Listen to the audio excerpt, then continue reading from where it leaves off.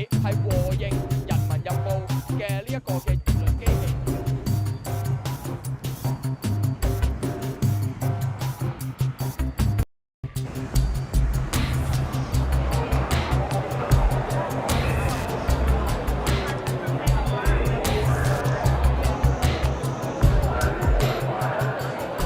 我哋衝完入公民廣場之後，今日或者過幾日有20萬人去堵路。既然我哋不斷係創造緊歷史嘅時候，我想去講，我哋呢班民主運動嘅佔領者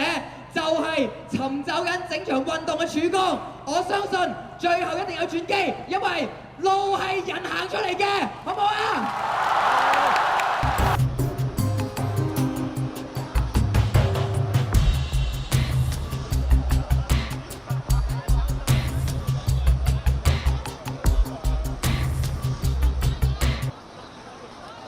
？I believe in the next few weeks, before the 22nd anniversary of Hong Kong transfer of sovereignty, more and more Hong Kong people, not only 1 million or 2 million people, will come and join our fight until the day we get back our basic human rights and freedom.